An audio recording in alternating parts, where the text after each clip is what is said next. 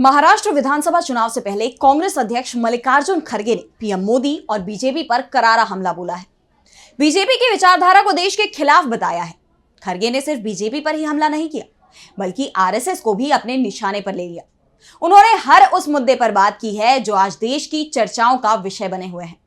साथ ही यह भी साफ कर दिया कि ना तो हम हरियाणा चुनाव के नतीजों को भूले हैं और ना ही ईवीएम को, जिसकी मदद से बीजेपी ने हरियाणा में चुनाव जीत लिया, जबकि जनता कांग्रेस को जिता रही थी। खड़गे ने पीएम मोदी से लेकर बीजेपी अध्यक्ष जेपी नड्डा सभी को करारा जवाब दिया है, तो मोहन भागवत को भी नहीं छोड़ा।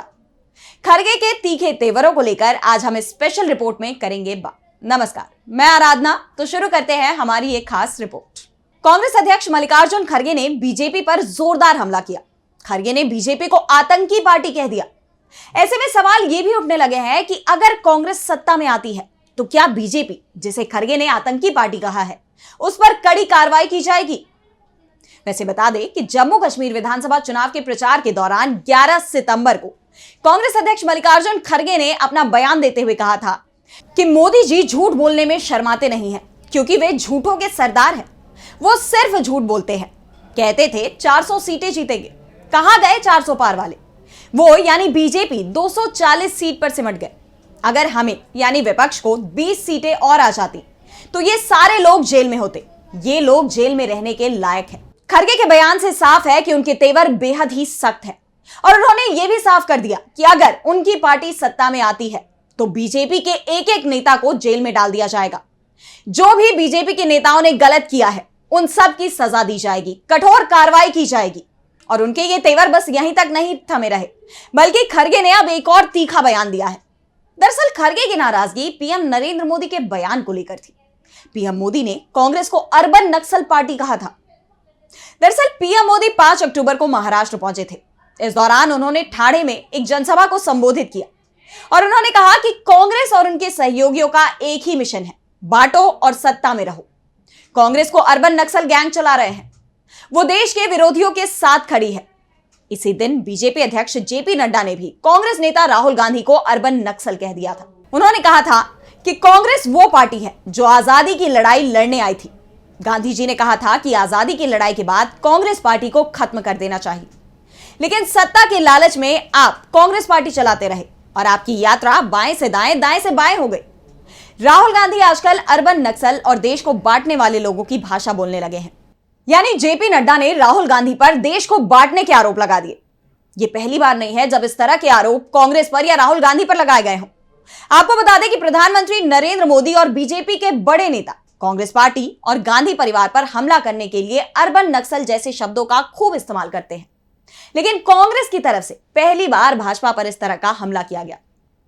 अब पीएम मोदी और बीजेपी नेताओं के बयान पर पलटवार करते हुए खड़गे ने कहा कि पीएम मोदी की आदत है कि वो हमेशा कांग्रेस को अर्बन नक्सल पार्टी बताते हैं, लेकिन उनकी पार्टी क्या है?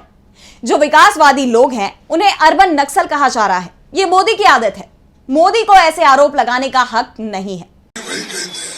अब तक तो चुप बैठे थे, थोड़ा अब जान मिलने के बाद बोलते हैं।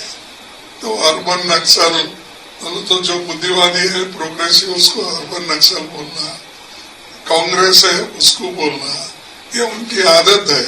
वो खुद ही क्या है बोले तो उनकी पार्टी टेररिस्ट की पार्टी है।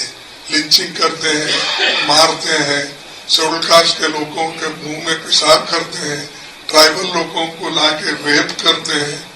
तो टेररिस्ट पार्टी तो उनकी है और जो लोग करते हैं उन लोगों को ये लोग सपोर्ट करते हैं और ऊपर से दूसरों को कहते हैं। मोदी को तो कोई हक नहीं है। उनकी गवर्नमेंट जहाँ है वहां पर शेड्यूल कास्ट के ऊपर अत्याचार होता है, खासकर ट्राइबल पे अत्याचार होता है और ऊपर से ये बात भी उन्हें कहते हैं कि देखिए तुम्हारे ऊपर अन्याय, क्या हुकूमत हमारी है, गवर्नमेंट तुम्हारी है, तुम कंट्रोल कर सकते हो। लेकिन मोदी की आदत है ऐसा ही। तो इस वीडियो में आपने देखा कि खड़गे ने कैसे अपने तीखे तेवरों के साथ अपने बयान में हर एक मुद्दे को उठाया। पीएम मोदी को करारा जवाब दिया, मोहन भागवत के बयान पर भी जवाब दिया। उन्होंने कहा कि जिस पार्टी का मकसद देश को बांटना है उन्हें सपोर्ट करने वाले देश में ही है।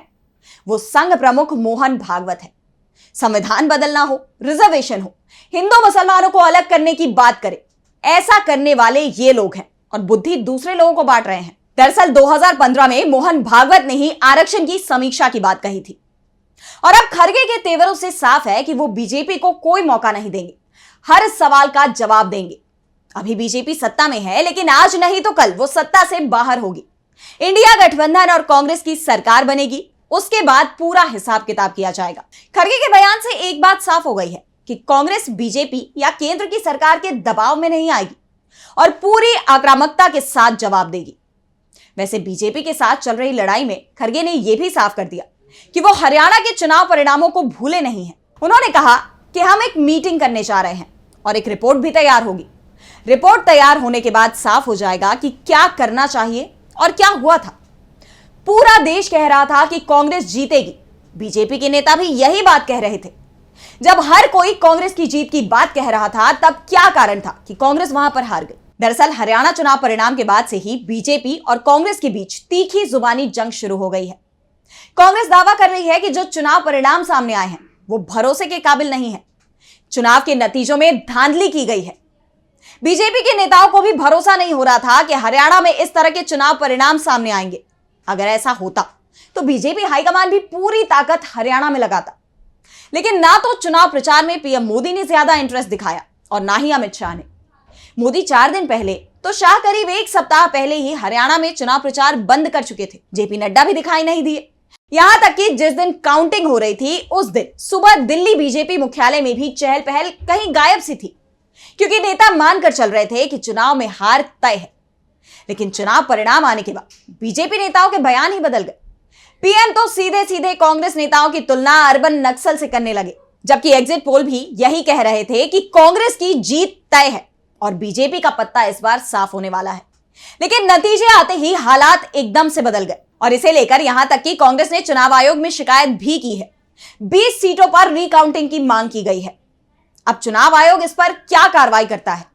क्या वो कांग्रेस की मांग को मानता भी है या नहीं? क्योंकि अगर लोकसभा चुनाव के दौरान देखें तो इस तरह की कई शिकायतें चुनाव आयोग के पास गई थी, लेकिन कोई ठोस कार्रवाई सामने नहीं आई। ऐसे में सवाल चुनाव आयोग पर भी उठ रहे थे और अब एक बार फिर चुनाव आयोग सवालों के घेरे में है कि अगर इस बार चुनाव के नतीजों में धांधली हुई है तो क्यों हुई है और इस पर क्या कार्रवाई की जाएगी। क्योंकि कांग्रेस ने साफ कर दिया है कि इस बार वो पीछे नहीं हटेंगे, वो परिणामों में हुई धांधली पर उचित कार्रवाई करवा कर रहेंगे।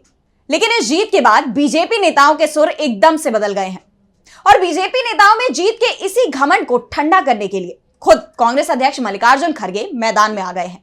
तो आज की इस खास रिपोर्ट में इतना ही। अगर आपको ये रिपोर्ट पसंद आई तो वीडियो को लाइक करना ना भूलें और चैनल को सब्सक्राइब कर लें। नमस्कार।